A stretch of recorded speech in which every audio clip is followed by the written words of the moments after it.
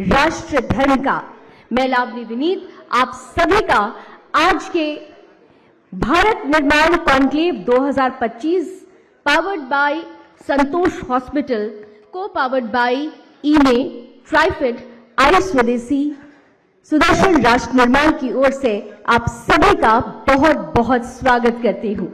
और आज क्योंकि 11 वर्षों में सरकार द्वारा, मोदी सरकार द्वारा विकास की जो नई गाथा लिखी गई है, जो नए भारत की तस्वीर है, आज उसी को परिलक्षित करने का समय है।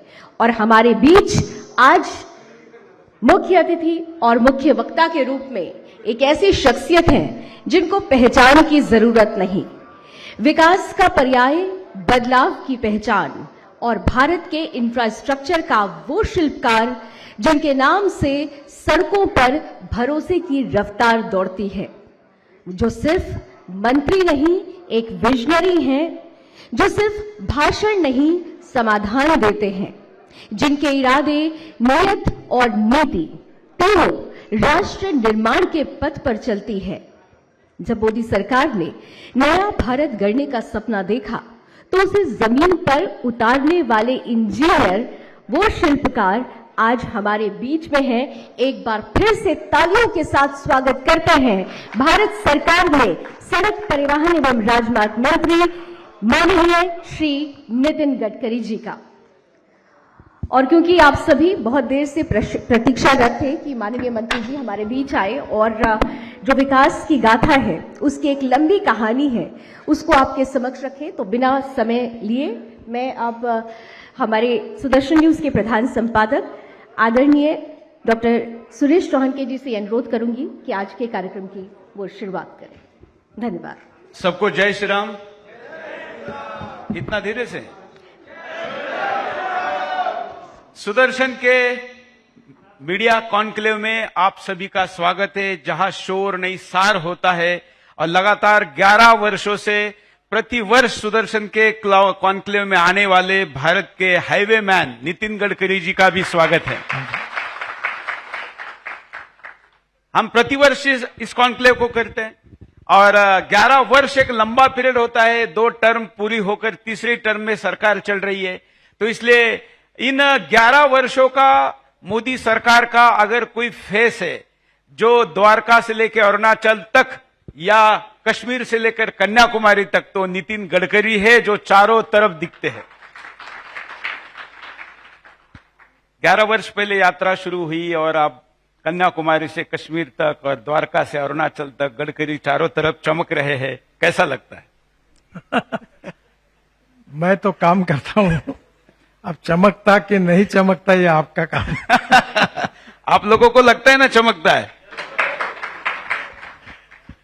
तो क्या सोचकर शुरू, क्योंकि हमको याद है सुदर्शन को तो 21 साल हो गए, तो सोनिया राज में भी हम 10 साल चल रहे थे, तो रोज खबरें आती थी कि सड़क बन नहीं रही है, टारगेट पूरा नहीं हो रहा है, टेंडर निकल रहे हैं और जगह का एक्वायराइजेशन ही नहीं हुआ है। तो अब वो स्थिति और 11 वर्षों बाद ये स्थिति। देखिए 2014 में जब हमारी सरकार आई तो करीब 406 एनएचआई के प्रोजेक्ट जिसकी कीमत 3,85,000 करोड़ थी वो बंद पड़े थे। बैंकों में जो अकाउंट थे उनके 3 लाख करोड़ के अकाउंट एनपीए में चले गए थे। और इसका कारण ये था कि कुछ प्रोजेक्ट्स में लैंड एक्विजिशन नहीं हुई थी, कुछ जगह पर यूटिलिटी शिफ्टिंग की अड़चन आई थी, कुछ जगह पर फॉरेस्ट एनवायरनमेंट क्लियरेंस नहीं था, कुछ जगह रेलवे में काम रुके हुए थे, कहीं कोर्ट के स्टे थे और इसलिए मशीनरी रोड पर खड़ी थी, कॉन्ट्रैक्टर बर्बाद हो गए और उनके अकाउंट एनपीए हुए थे। ऐसी स्थिति थी। 2014 में मोदी जी प्रधानमंत्री बनने के बाद हमारी सरकार आई और हमने फिर एक हमारे ट्रांसपोर्ट भवन में नीचे वाले मंजिले पर कॉन्ट्रैक्टर, कंसल्टेंट, बैंक के ऑफिसर्स, एनएचआई के अधिकारी सबको एक जगह बुलाकर हमने एक एक प्रोजेक्ट का समाधान ढूंढने की कोशिश की। और मुझे बताते हुए खुशी हो रही है कि ये काम करीब 4-5 महीने चला और उसमें से हमने करीब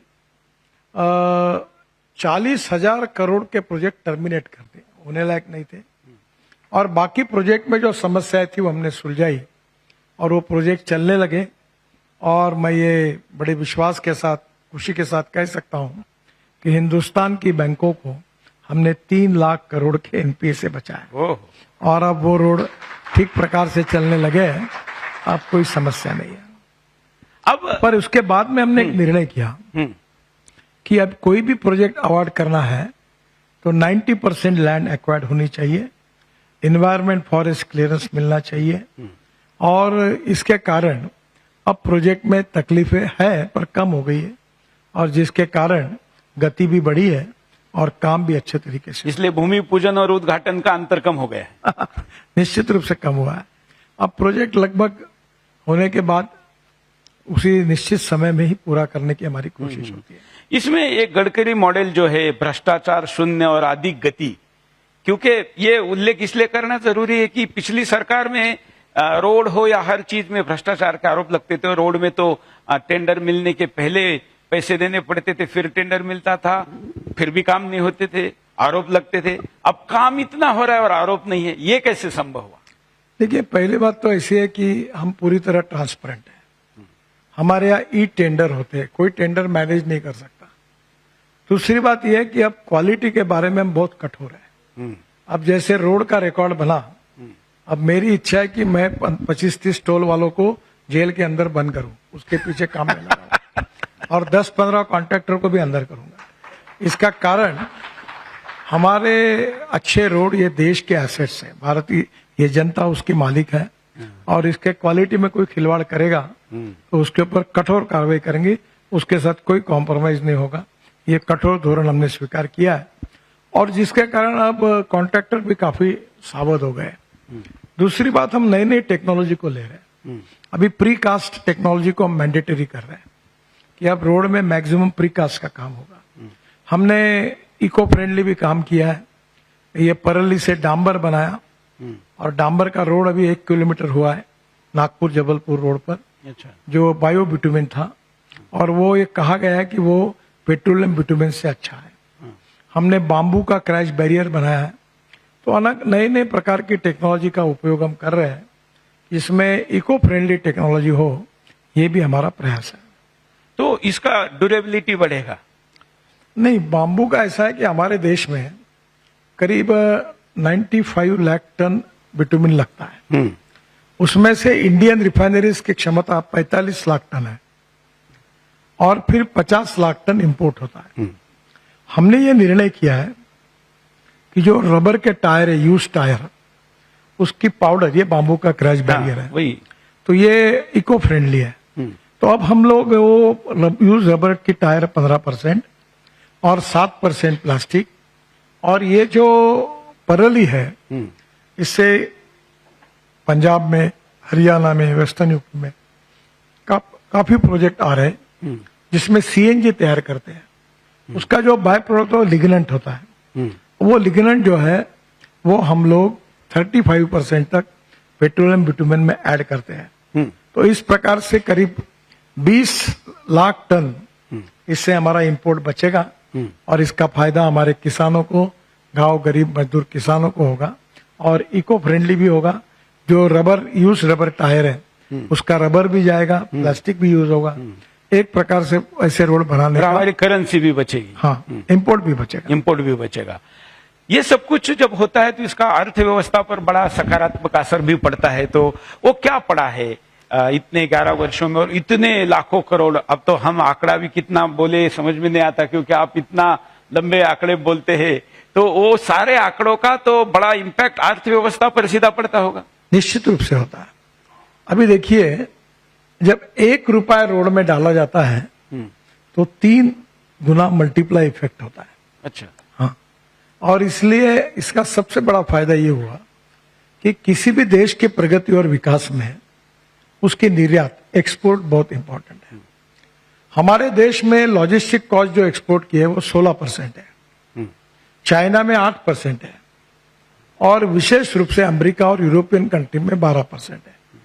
अभी IIM बेंगलोर, IIT कानपुर और IIT चेन्नई ने एक अध्ययन किया और उन्होंने कहा कि रोड अच्छे बनने के कारण हमारी लॉजिस्टिक कॉस्ट 4 से 6% कम हुई है, यानी 16% से 10% आई है।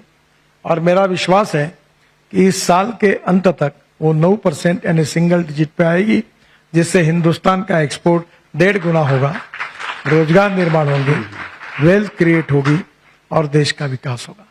नहीं, जैसे पैसे कमाए या लोगों को आर्थिक बेनिफिट हुआ, वैसे ह्यूमन रिसोर्सेस का जो टाइम बचा, जैसे हम लोग रोज दिल्ली नोएडा करने वाले जो लोग हैं, उन लोगों के रोज के घंटे बच रहे हैं।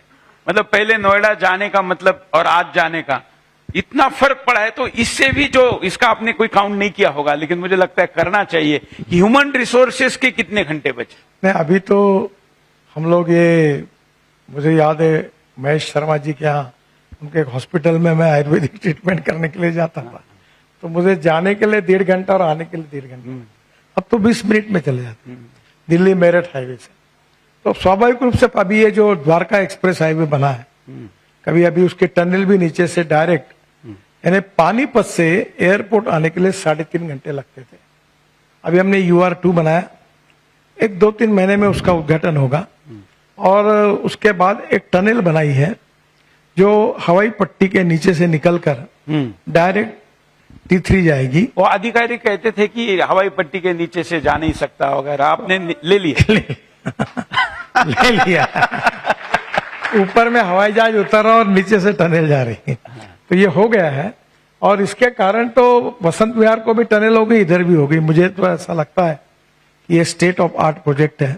आप एक बार सुदर्शन टीवी की तरफ से ये द्वारका एक्सप्रेस हाईवे, दोनों टनल और एक पिलर पर 4-4 लेन है, इसका जरूर आप एक बार लोगों को दिखाइए। ये बहुत अभिमान का विषय है, बहुत अच्छा प्रोजेक्ट हुआ। दिल्ली के आसपास का आपका रिंग रोड तो बहुत बड़ा हो गया और गति से आते हैं, लेकिन दिल्ली में आने के बाद, ये आपका विषय नहीं है, दिल्ली सरकार का विषय है, लेकिन अब सरकार आपकी है, तो फिर उसमें भी कोई गति में उसमें फर्क पड़ेगा? दिल्ली में हम लोग करीब 1 लाख करोड़ के काम कर रहे हैं और अभी 30,000 करोड़ के नए काम जुड़ रहे हैं। इसमें आपको एक बताऊं, ये जो मुझे थोड़ा दिल्ली जानकारी कम है, मथुरा जाते ना, हाँ, तो ये कालिंदी कुंज है, कालिंदी कुंज, पीछे से एक रोड डायरेक्ट ये अपने यमुना के तट पर इधर आके मिलेगा। अच्छा, वो रोड अभी 10,000 करोड़ का पूरा हो रहा है। दिल्ली में पेरिफेरल रोड पूरा हुआ है और दिल्ली के अंदर भी हमने बहुत से काम लिए हैं। अब ये एक जगह पर 4 ब्रिजेस है, देखो, हाँ, ये दिल्ली मद्रास लाइन है, हाँ, फिर ये रोड है, फिर ऊपर में मेट्रो, यानी एक ही पिलर पर ये 4 बातें हैं। तो ऐसे हमने काफी टेक्नोलॉजी में बदल, ये द्वारका एक्सप्रेस हाईवे में भी इसी प्रकार का है। तो दिल्ली में भी अब बड़े प्रमाण पर ये काम कर रहे हैं।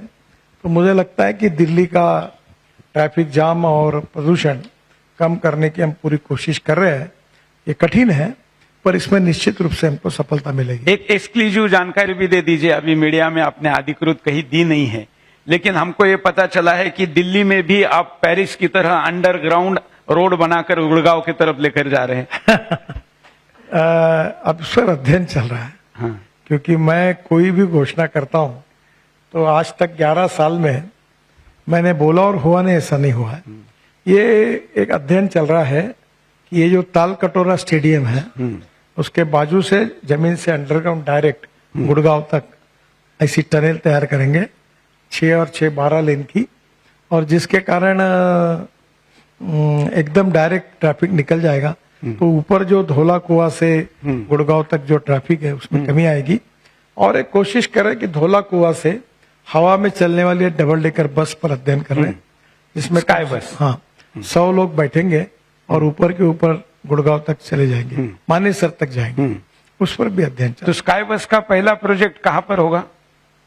अभी तो एक दिल्ली और बेंगलोर का अध्ययन कर रहे हैं, पर एक नई सिस्टम हमने अभी, हाँ, अभी दिखाते हैं। कल ही टेंडर रिसीव हुआ नागपुर में, वो पायलट प्रोजेक्ट है, वो बस है और वो जो बस है उसमें 135 सीटर है और 135 सीटर बस में फ्लैश चार्जिंग होता है।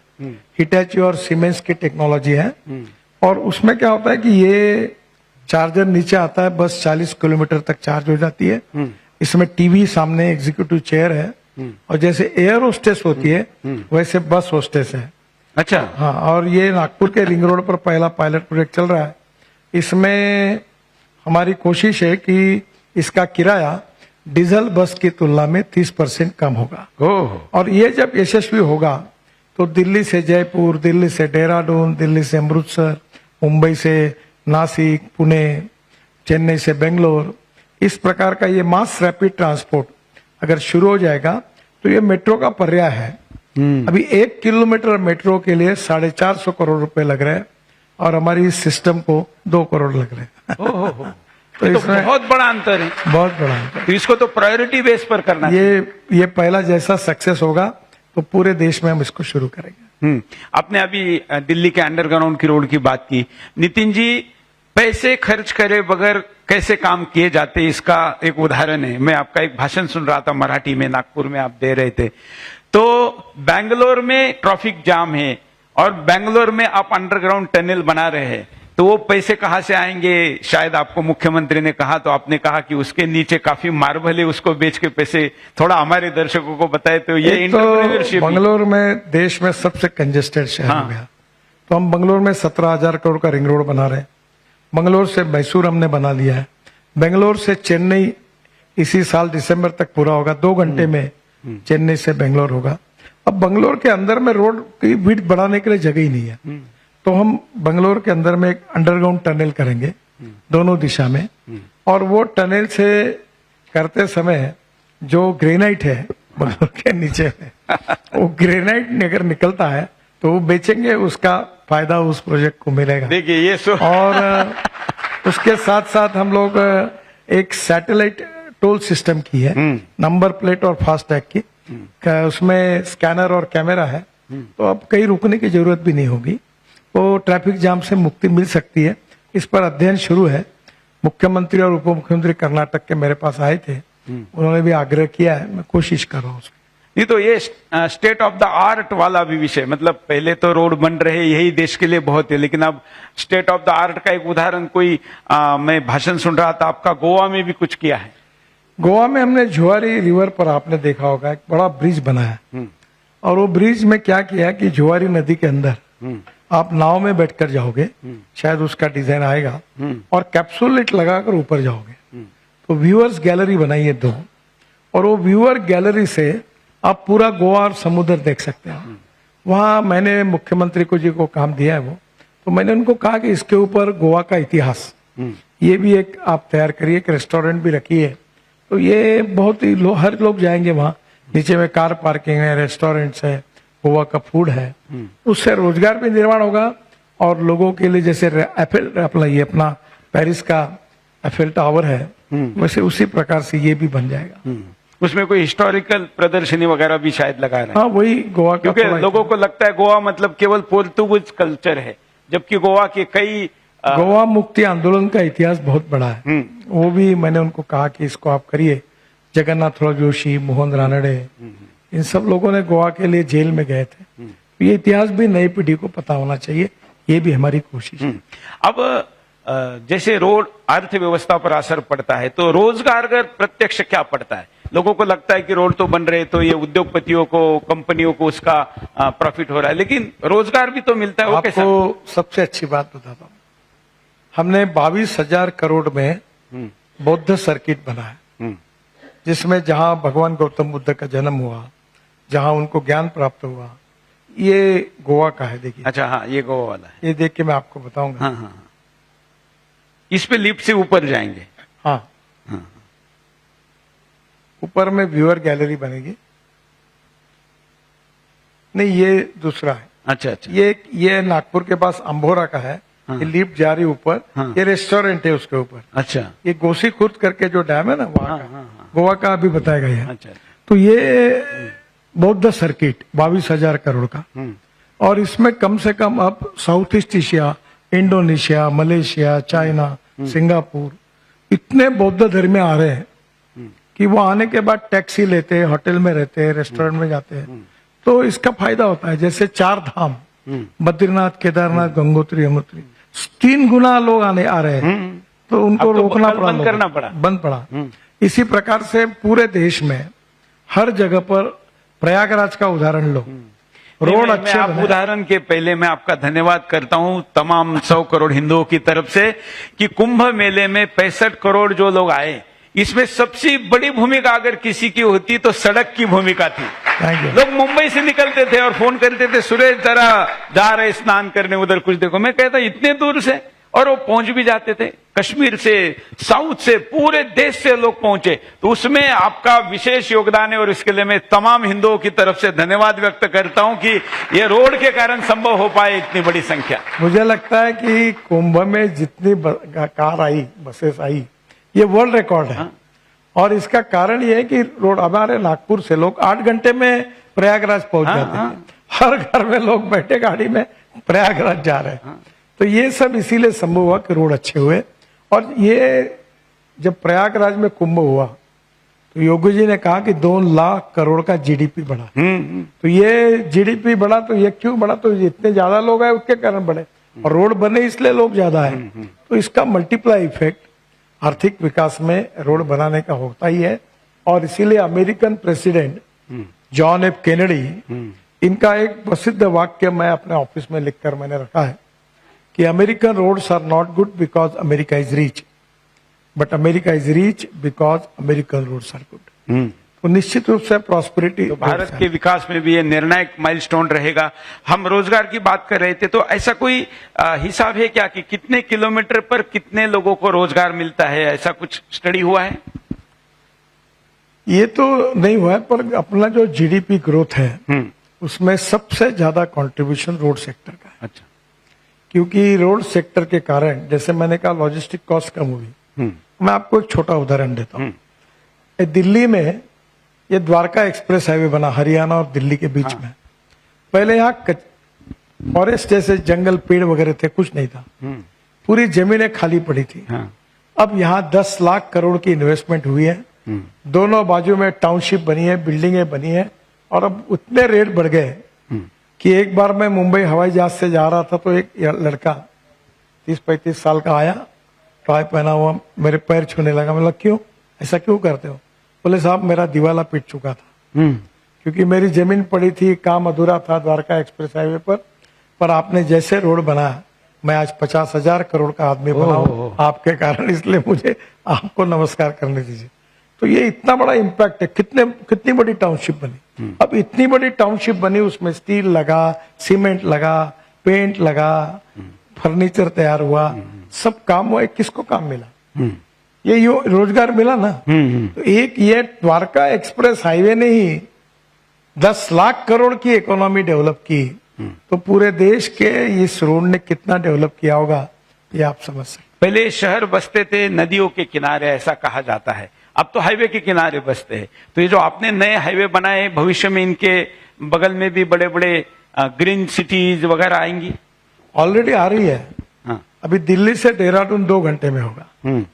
तो मैंने अभी उत्तराखंड के मुख्यमंत्री जी को कहा है कि अब इतने बड़े प्रमाण पे लोग आ रहे हैं, तो ये जो नए रोड के आजू बाजू में आप कुछ जगह लेकर कुछ अच्छे होटल्स, रेस्टोरेंट, पार्किंग प्लेसेस करिए, ताकि लोगों की रहने की व्यवस्था होगी और उत्तराखंड के युवाओं को रोजगार मिलेगा। तो ये जरूरी है कि हम लोग स्मार्ट सिटी जैसे बना रहे हैं, वैसे स्मार्ट विलेज बनना जरूरी। और आने वाले समय में जैसे परचेसिंग पावर बढ़ती है, आप देखो पहले स्टेट ट्रांसपोर्ट एसटी, इसमें लोग रश करते थे, अब उससे ज्यादा रश हवाई अड्डे पे दिखता है। लाइन से लोग आ रहे, उतर रहे, लाखों लोग जा रहे। ये 25 साल पहले किसी को बताया रहता तो कोई कल्पना भी नहीं कर सकता था। ये ट्रांसफॉर्मेशन है। और इंफ्रास्ट्रक्चर डेवलप होने के कारण हमारे देश की प्रगति और विकास हो रहा है। ये तस्वीर तो आप देख ही रहे। लेकिन कुछ जगह तो आपके हाईवे ने हवाई जहाज वालों को परास्त कर दिया। जैसे उदाहरण देता हूं, पहले मुंबई शिरडी फ्लाइट चलती थी, अब कोई भी फ्लाइट से जाता ही नहीं है, इसलिए फ्लाइट बंद हो गई, क्योंकि हाईवे आपने इतने अच्छे बना दिए कि लोग उसके पहले पहुंच जाते। मैं आपको बताता हूं कि दिल्ली से देहरादून फ्लाइट दिसंबर के पहले बंद हो जाएगी। कोई एडवांस बुकिंग ना कर ले। बाद में दिल्ली से जयपुर फ्लाइट बंद हो जाएगी। और एक साल के बाद दिल्ली से अमृतसर भी फ्लाइट बंद हो जाएगी। अच्छा। और चंडीगढ़ अमृतसर भी? हाँ। कितने घंटे में? मुझे बताइए, यहाँ से चंडीगढ़ जाना है। हाँ। तो आप 2.5 घंटे में पहुंच जाएंगे। हाँ। अब एयरपोर्ट पे जाने के लिए 1 घंटा, हाँ, वहां बैठना, हवाई जहाज में बैठना, वहां जाकर घर जाना तो यही 4.5 घंटे लगते हैं। हाँ। 4 घंटे, उसके बजाय 2.5 घंटे में आप घर पहुंच जाओगे। अच्छा। क्योंकि अब रोड इतने जिस प्रकार के बन रहे हैं, अभी दिल्ली से जयपुर 2 घंटे में पहुंच जाएंगे। अभी जो नया रोड हम जोड़ रहे हैं आराम से चले जाएंगे।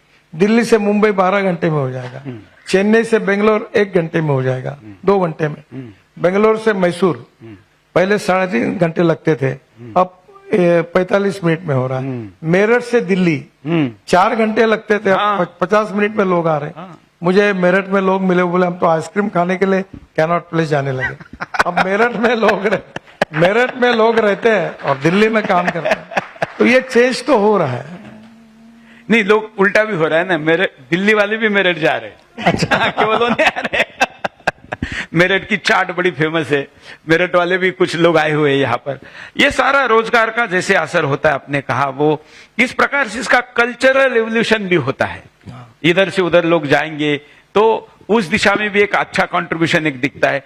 इस साथ के साथ आपने जैसे हमने रोड पे बात की, वैसे ऑटोमोबाइल वाला भी जो आपका दूसरा विषय है उस पर भी बात कर लेते हैं कि पहली कॉन्क्लेव में आप जब आए थे, मोदी सरकार के पहले 100 दिन का कॉन्क्लेव किया था अशोका होटल में, उसमें आप आए थे और उसमें आपने कहा था कि कुछ वर्षों बाद इलेक्ट्रिक बाइक और इलेक्ट्रिक व्हीकल में बैठकर आप लोग कॉन्क्लेव में आएंगे। आज मेरे ख्याल से 25-30% लोग कम से कम इलेक्ट्रिक व्हीकल से आज इस कॉन्क्लेव में आए हो। आप पूछ ही लीजिए, 40% होगा।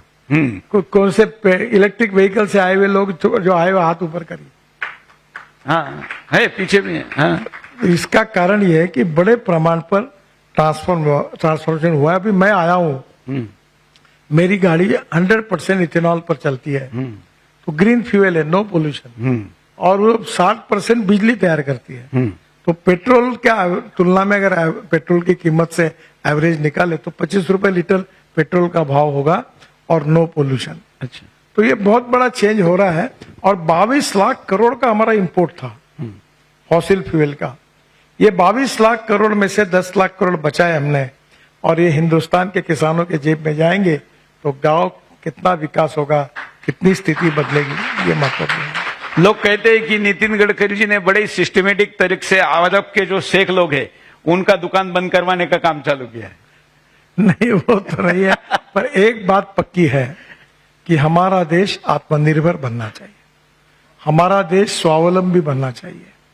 हमारे देश को जल प्रदूषण, वायु प्रदूषण, ध्वनि प्रदूषण से मुक्ति मिलनी चाहिए, और हमारा देश पूरा विकसित ऐसा वर्ल्ड की 3rd लार्जेस्ट अर्थव्यवस्था बनाने का जो संकल्प हमारा है वो पूरा होना चाहिए।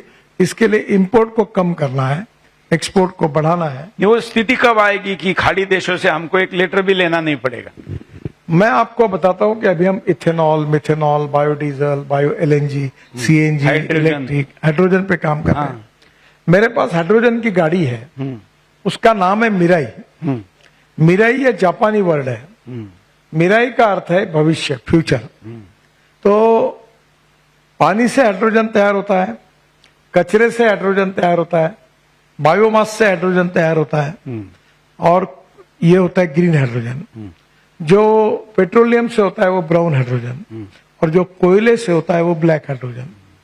हम ग्रीन हाइड्रोजन मिशन चला रहे हैं, और फिर hydrogen truck, buses, scooter, car केवल नहीं चलेगी, मतलब पानी वाला है, pharmaceutical, chemical industry, steel industry चलेगी। और मैं आज आपको बता रहा हूं, अभी मैं जब 11 साल पहले आपके पास आया था, इलेक्ट्रिक गाड़ी की बात की थी, वैसे आज बता रहा हूं कि हमारा देश ऊर्जा को आयात करने वाला नहीं तो ऊर्जा को निर्यात करने वाला देश बनेगा। आज 22 लाख करोड़ रुपए देश के बाहर जा रहे हैं।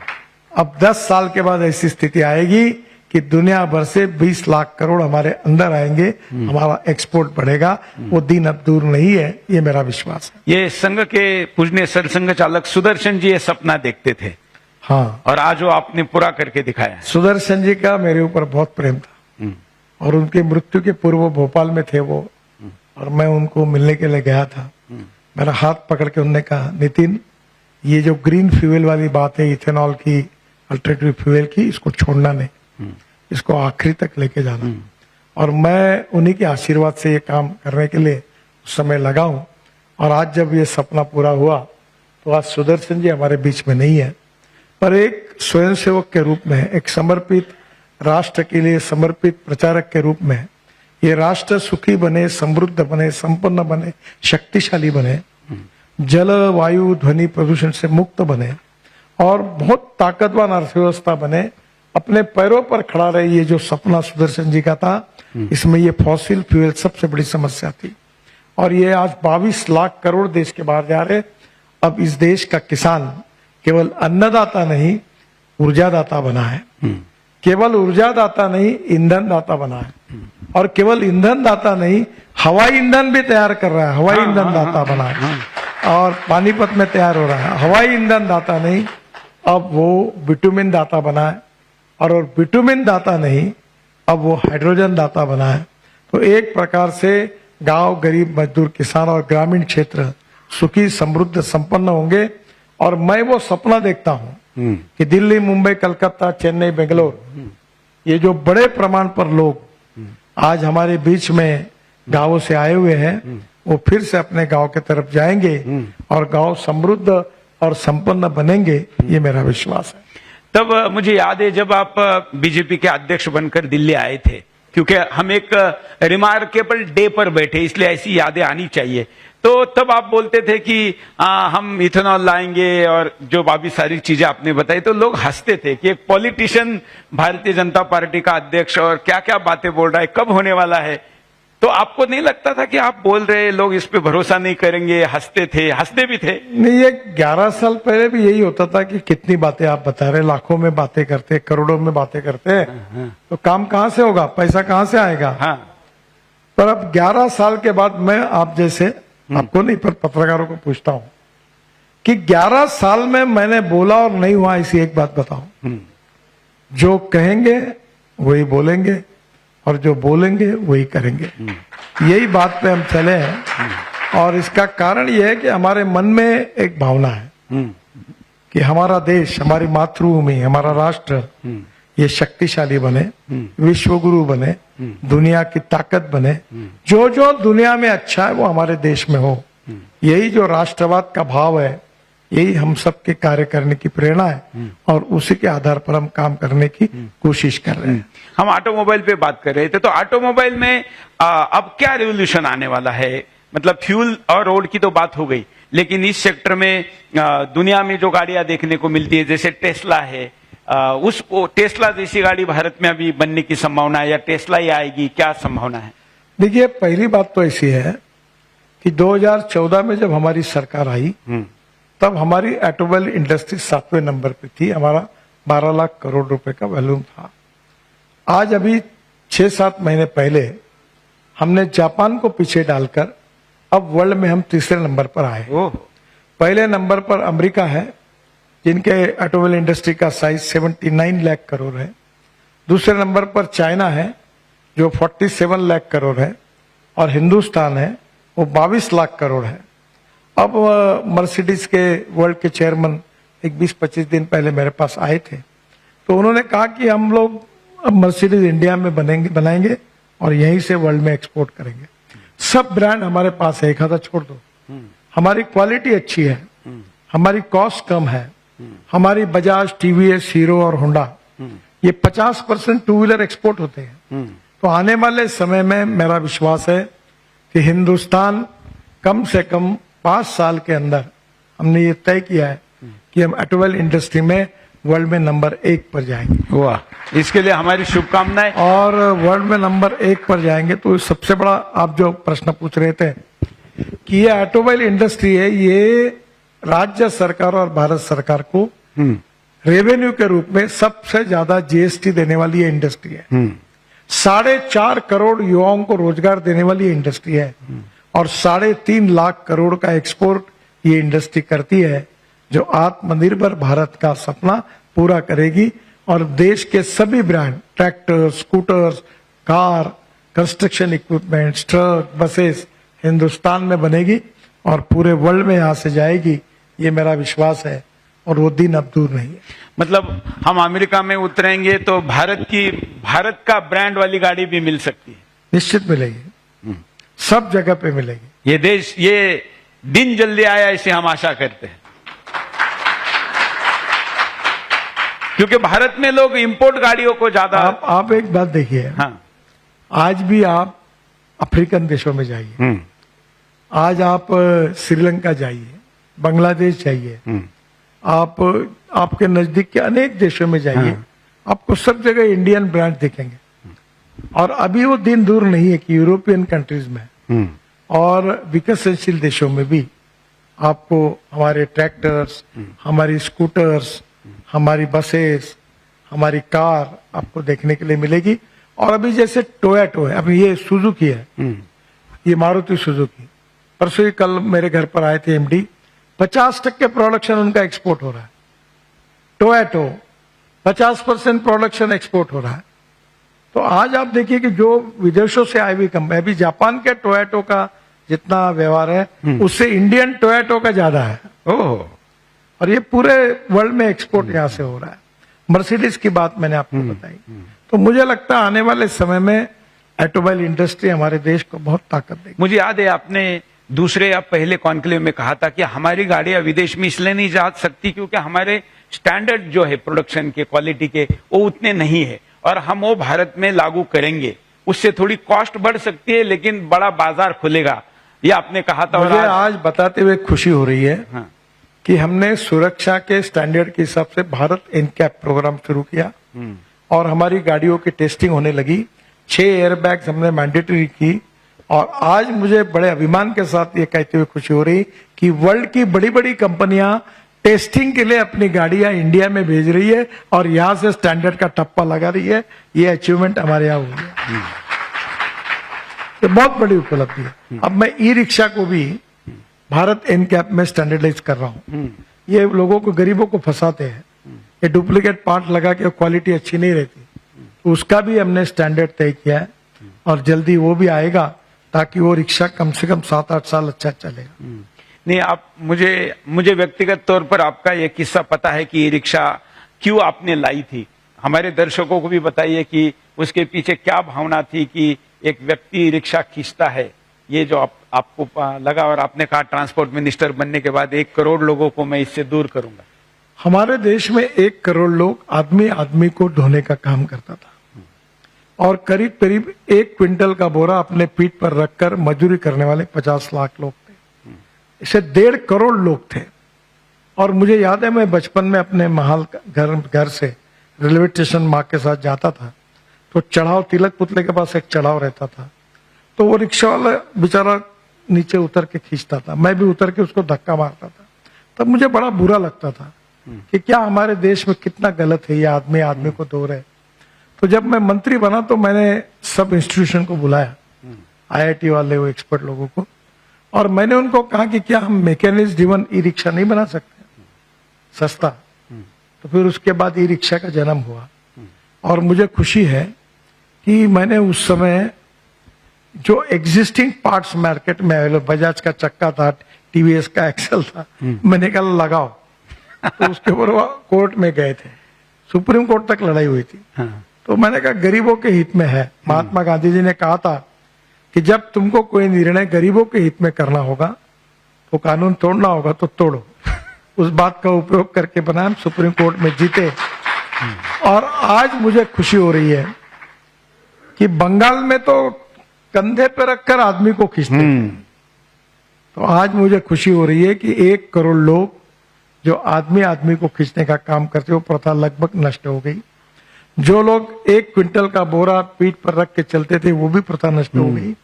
ये एक मानवीय मूल्यों के आधार पर एक बहुत बड़ा मानवीय काम हुआ, बड़ा कॉन्ट्रीब्यूशन। मुझे पार्लियामेंट में जब मैंने बिल लाया था तो हमारे मुलायम सिंह यादव जी थे, बहुत खुश हुए। उन्होंने मुझे कहा कि ये हमारे जॉर्ज फर्नांडिस साहब कहते थे कि मैं जिंदगी भर इस रिक्शा में नहीं बैठूंगा। हाँ। जहाँ आदमी आदमी को खींचता है, मैं नहीं बैठूंगा।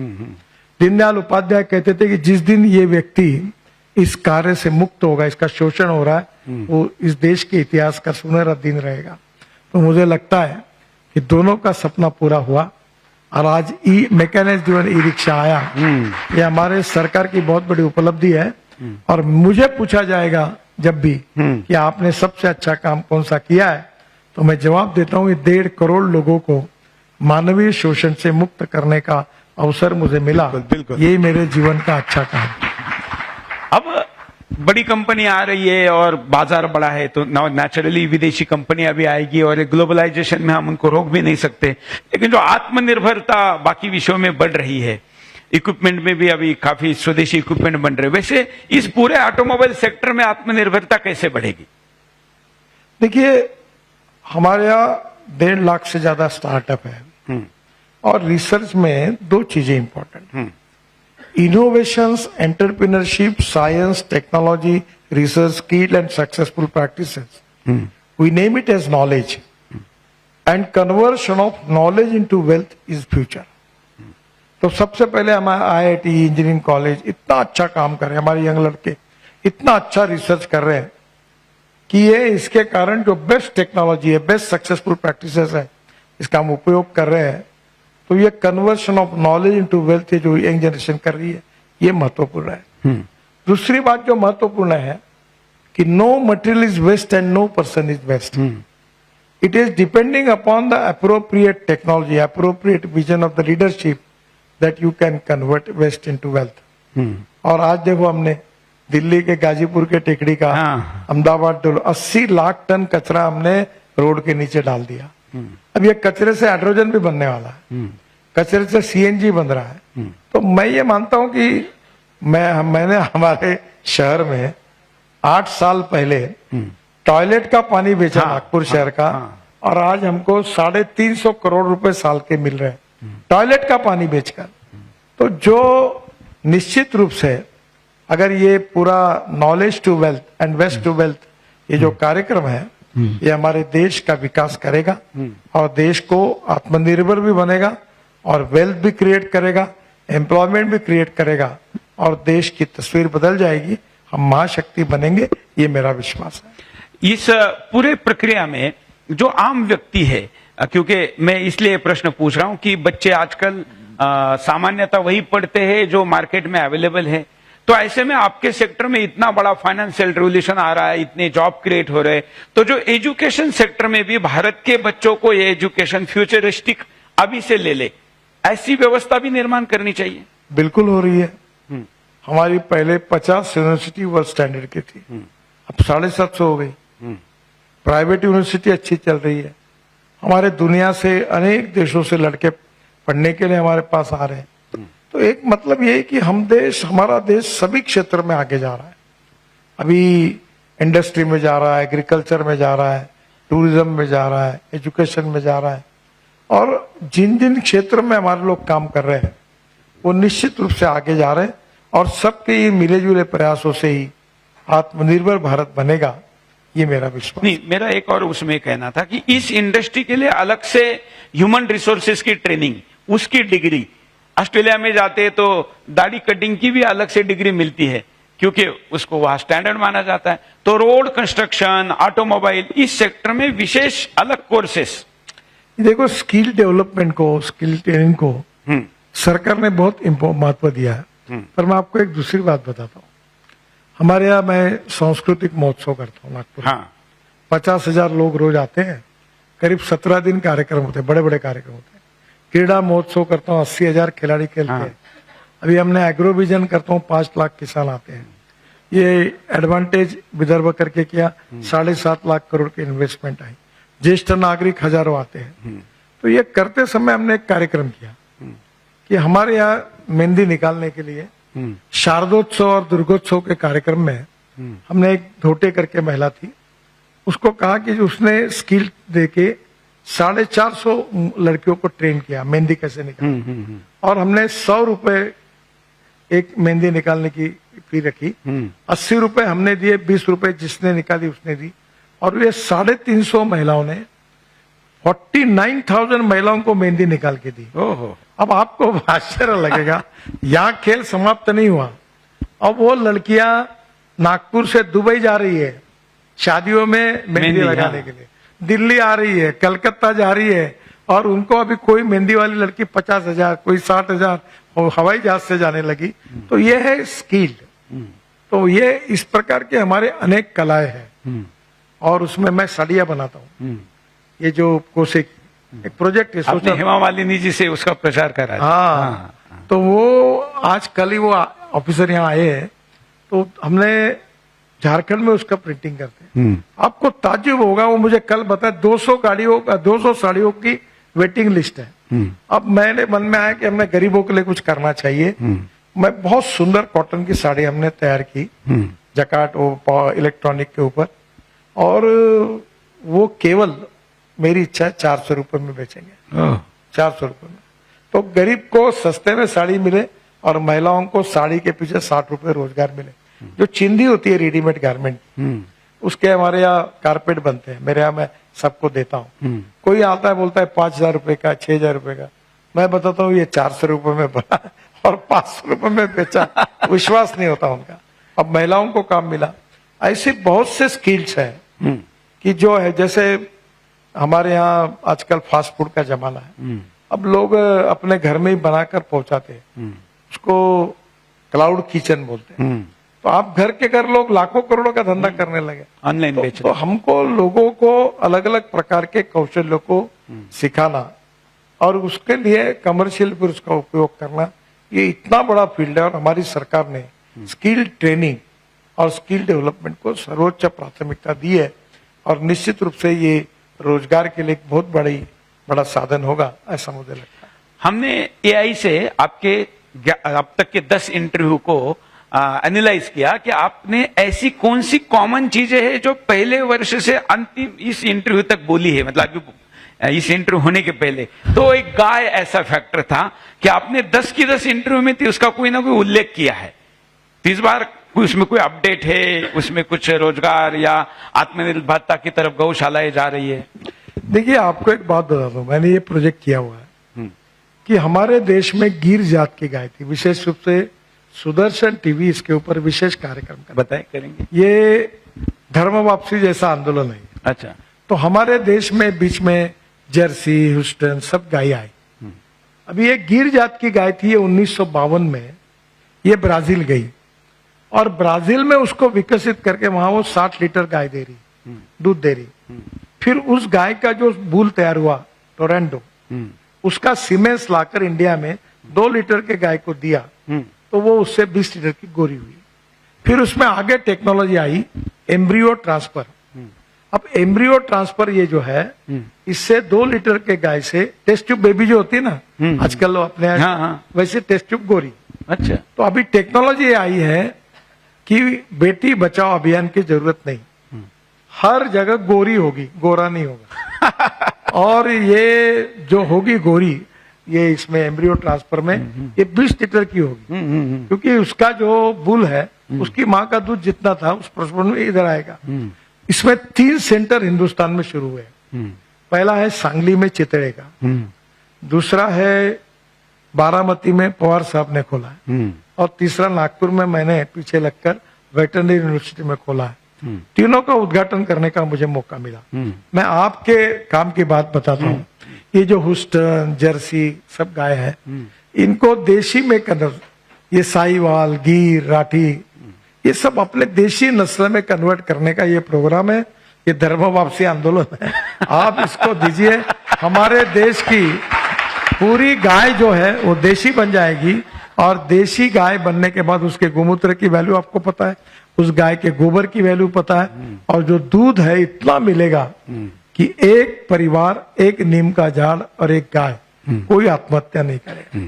और इसलिए ये टाटा कंसल्टेंसी ने ना विदर्भ में इसकी स्टडी की थी ना, कि जिस घर में पशु है वहां आत्महत्या नहीं होती है। तो मेरा आपसे अनुरोध है कि ये कार्यक्रम, अभी ये जैसे गोरक्षण है, हम लोगों से पैसे मांगते हैं, गोरक्षण को पैसे दो, जरूरत नहीं है।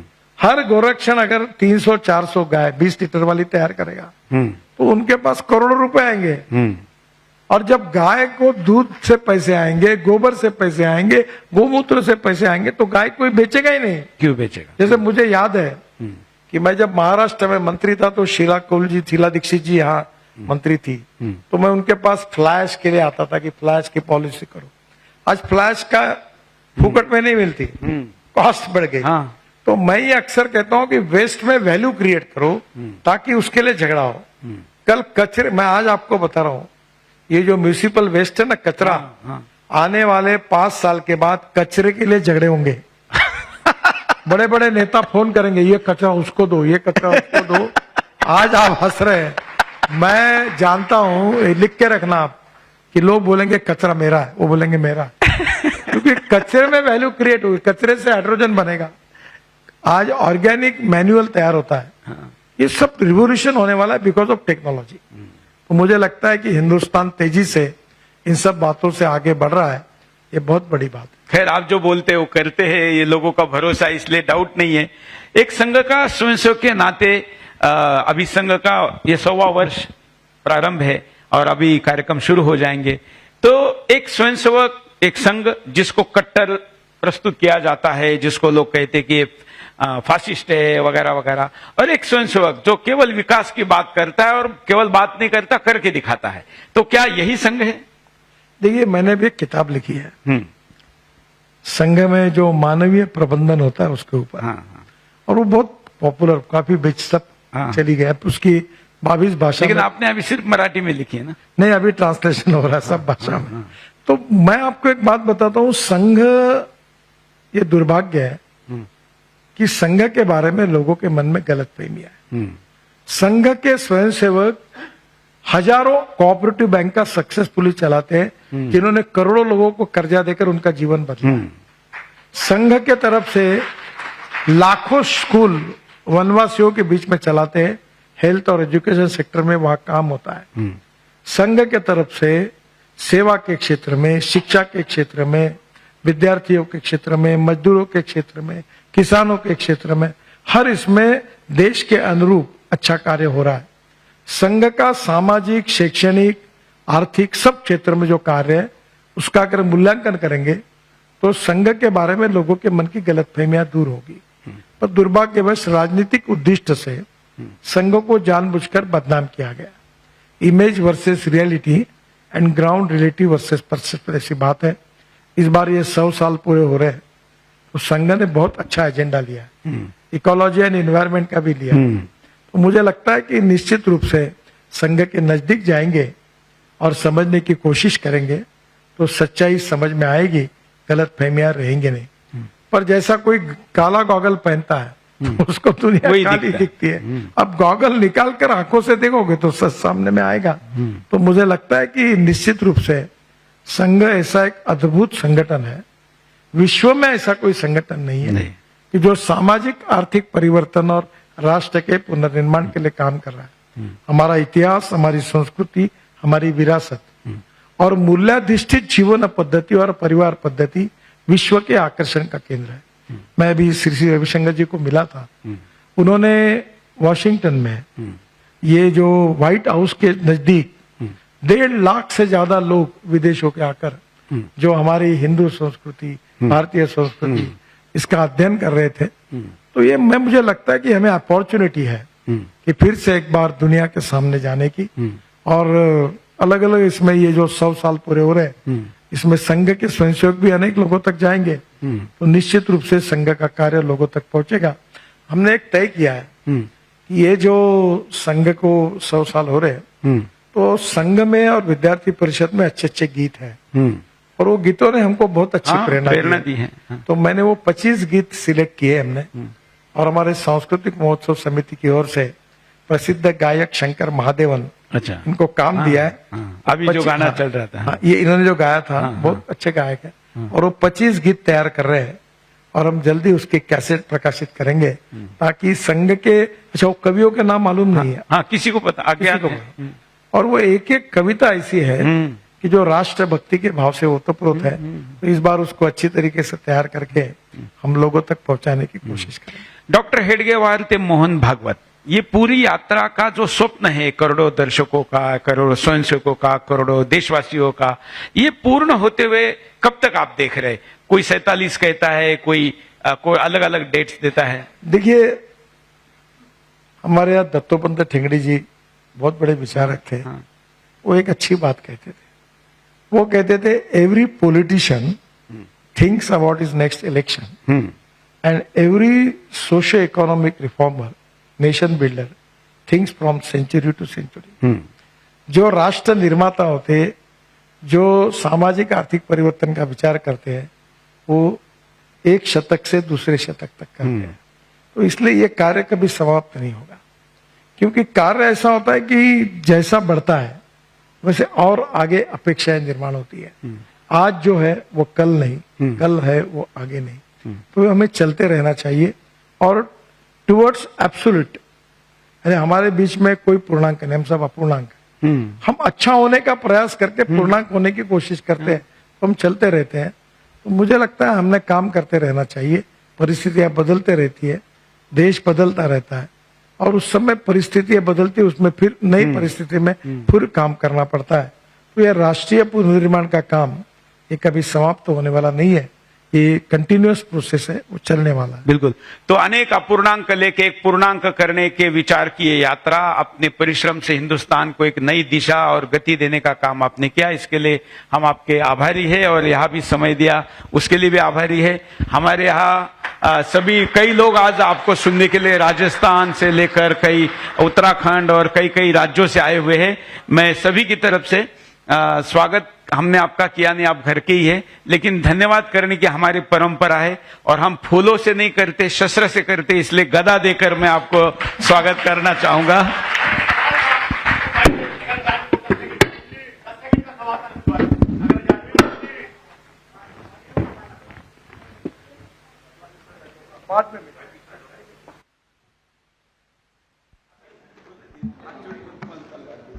और सर, ये आपसे ही उम्मीद की जा सकती थी कि कचरे का भी मूल्य निर्धारित हो सकता है, और इसीलिए हम श्री नितिन गडकरी जी को विजनरी बोलते हैं। और बहुत थोड़ा सा समय अब सर का लेंगे, क्योंकि हम कहते भी हैं कि बात के साथ साथ काम का भी सम्मान होना चाहिए। तो माननीय मंत्री जी श्री नितिन गडकरी जी के करकमलों द्वारा अब उन लोगों को सम्मानित किया जाएगा जिन्होंने विभिन्न क्षेत्रों में योगदान देकर भारत निर्माण में महत्वपूर्ण भूमिका निभाई है। इस कड़ी में सबसे पहला नाम है डॉक्टर पी महालिंगम जी, जो फाउंडर चेयरमैन हैं संतोष हॉस्पिटल एंड कॉलेज के। स्वास्थ्य केवल उपचार नहीं, इनके लिए एक संकल्प है। थोड़ा जल्दी शीघ्र करेंगे। सेवा का, समर्पण का और संवेदना का। और इन्होंने न केवल स्वास्थ्य सेवा को नई ऊंचाइयां दी, बल्कि शिक्षा और सामाजिक उत्तरदायित्व में भी एक मिसाल कायम की। डॉक्टर पी महालिंगम के बिहाफ पर संतोष मेडिकल कॉलेज एंड हॉस्पिटल के डायरेक्टर डॉक्टर मनीष सबरवाल ये सम्मान ले रहे हैं, जिनके कुशल नेतृत्व में अस्पताल चिकित्सा गुणवत्ता, आपात सेवा में उत्कृष्टता की मिसाल बन रहा है।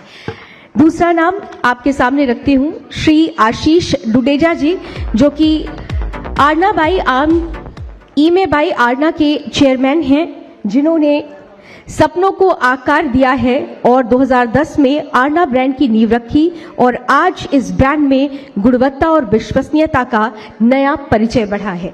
तालियां बजती रहनी चाहिए, क्योंकि ये काम का सम्मान है।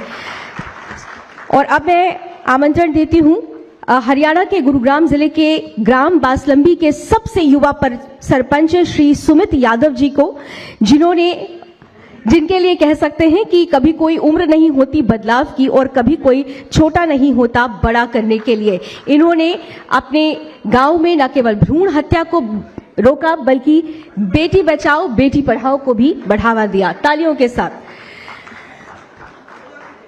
इस कड़ी में अगला नाम है इंजीनियर सागर शुक्ला जी का, जो कि परियोजना अधिकारी हैं यूपी पैक्सफेड के, जिनके लिए इंजीनियरिंग महज तकनीक नहीं भविष्य की नींव है और जिन्होंने सिविल इंजीनियर में बीटेक करने के बाद बुंदेलखंड जैसे चुनौतीपूर्ण क्षेत्र में सड़क ढलान और स्थिरता के मोर्चे पर अद्भुत कार्य किया है।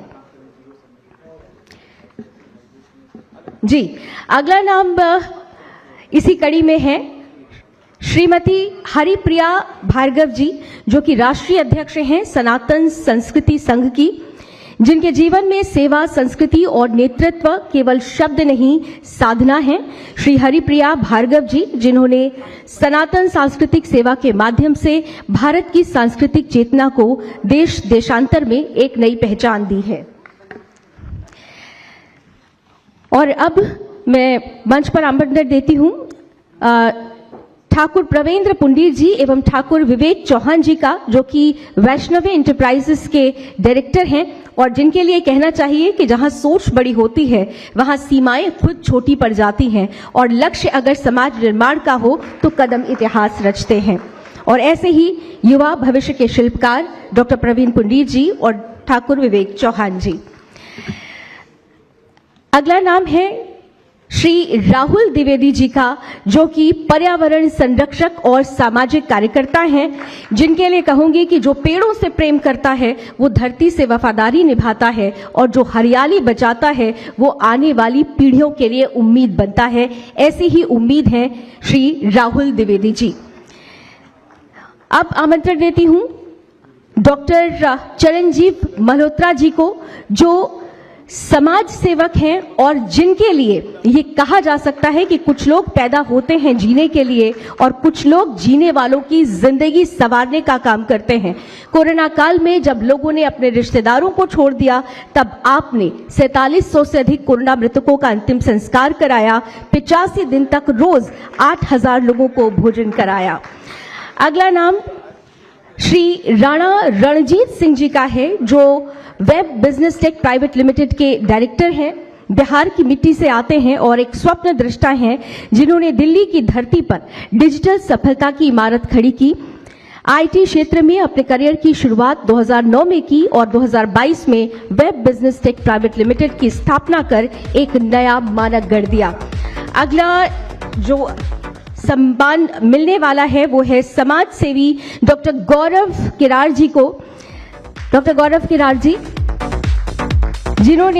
जिनके हाथों में सेवा है और जिनकी सांसों में करुणा है, जिन्होंने जरूरतमंदों के लिए अपने आप को चलती फिरती मदद की गाड़ी बना दिया है, जो लोगों को खासतौर से कन्याओं के विवाह के लिए इन्होंने बहुत काम किया है और गायों की सेवा के लिए सबसे महत्वपूर्ण काम कर रहे हैं, बड़े गौभक्त हैं। आमंत्रण देती हूं अब श्री धर्मवीर दहिया जी का, जो समाज सेवी भी हैं और जिन्होंने खास तौर से जिनका हर कदम उत्थान, अनुशासन और आत्मनिर्भरता की दिशा में उठता है। धर्मवीर सिंह दहिया जी, जो एक बड़े गौभक्त भी हैं और समाज सेवक भी। तालियां मुझे लगता है बजती रहनी चाहिए लगातार, काम को सम्मान मिल रहा है। आइए अब स्वागत करते हैं श्री चैरिब जैन जी का, जो कि चेयरमैन हैं फोनिक्स कॉलेज के। श्री चैरिब जैन जी, समर्पण, सेवा और संकल्प का दूसरा नाम। रुड़की के विकास में निरंतर योगदान देने वाले, शिक्षा, स्वास्थ्य और सामाजिक सेवा को अपने जीवन का मिशन बनाया है। अगला नाम हमारे साथ हैं माननीय विधायक हैं रुड़की से श्री प्रदीप बत्रा जी। जनप्रतिनिधि वो नहीं जो सिर्फ वादे करे, जनप्रतिनिधि वो है जो वक्त पर जिम्मेदारी भी निभाए और ऐसे ही जनप्रतिनिधि हैं श्री प्रदीप बत्रा जी, जो रुड़की के विकास के लिए केंद्र सरकार से समन्वय कर लगातार कार्ययोजना की मिसाल बन रहे हैं। और आइए अब अंत में श्री एसपी सिंगला जी, जो कि चेयरमैन हैं एसपीएस कंस्ट्रक्शन प्राइवेट लिमिटेड, जिन्होंने अटल सेतु से लेकर सुदर्शन सेतु तक देश के कई राज्यों में अद्भुत परियोजना का निर्माण कर उन्हें भारत के बुनियादी ढांचों को नई ऊंचाइयां दी हैं। आप सभी को बहुत बहुत शुभकामनाएं। और इसी के साथ माननीय मंत्री जी ने हमारे लिए समय निकाला, उनका तालियों के साथ स्वागत तो हमने किया था और धन्यवाद भी तालियों के साथ। May we have that video please, जो खास तौर से हमने माननीय मंत्री जी के मंत्रालय से जुड़ा हुआ बनाया। मैं चाहती हूं कि वो वीडियो हम अपने लोगों के समक्ष रखें। और इस बीच